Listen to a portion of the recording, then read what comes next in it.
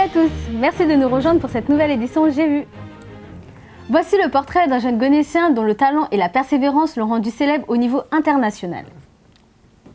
Reconnu dans le monde entier comme un pilier du street art, retrouvez Kanos, un artiste, un vrai.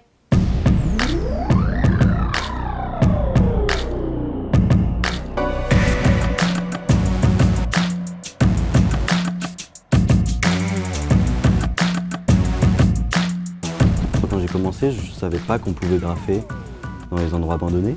Donc j'ai fait comme je pouvais.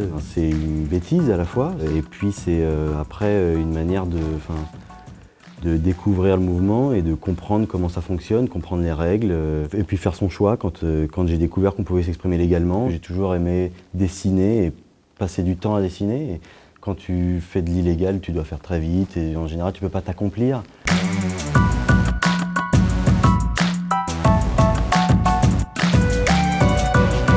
Donc je suis dans un espèce de mélange entre des éléments graphiques, figuratifs et de la lettre.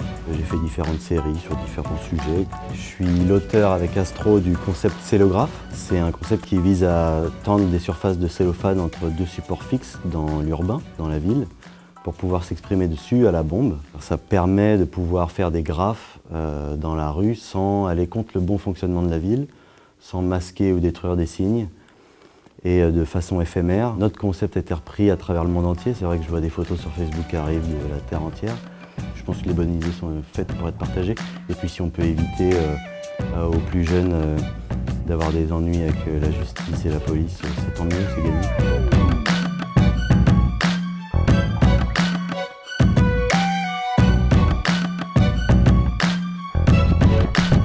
Le graffiti, c'est un mouvement beaucoup fait d'autodidacte. Et c'est vrai que le fait d'avoir une formation, ça me fait produire un peu différemment et aller vers d'autres choses, comme essayer de développer des concepts comme le cellographe. De toute façon, une formation aux Beaux-Arts, ça influence ta vie en général, parce que c'est vrai que ça fait voir le monde complètement différemment, que tu apprends la théorie de l'histoire, de l'art, et puis tu apprends la pratique de l'art et comment tu t'inscris justement dans cette histoire. Tu apprends à te démerder par tes propres moyens aussi.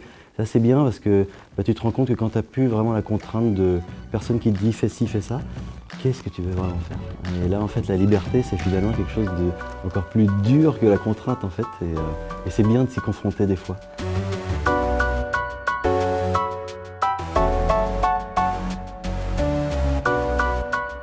Donc au tout début, après la sortie de mes études, c'était pas forcément facile. Je suis passé par le RSA, tout ça, c'est toujours difficile au début.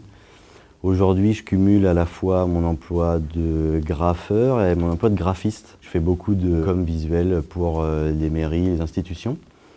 Beaucoup adressé aux jeunes en général parce que justement j'ai une esthétique un peu graffiti, un peu jeunes. Ça me permet de vivre l'hiver. Et après en saison, quand c'est la période des festivals et tout ça, c'est plutôt le cellographe et la peinture qui me permet de vivre. Disons que j'arrive à joindre les deux bouts aujourd'hui. Les premières années, ça n'a pas été facile, mais bon, ça fait partie aussi du jeu.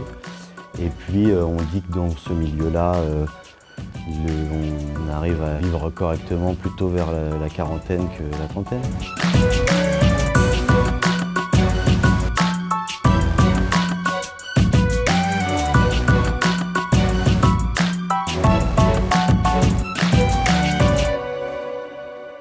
J'ai vu vous a plu? Vous avez envie de nous rejoindre pour une prochaine édition? Contactez-nous vite au Conseil municipal des jeunes au 01 34 45 10 92. À très vite, j'espère.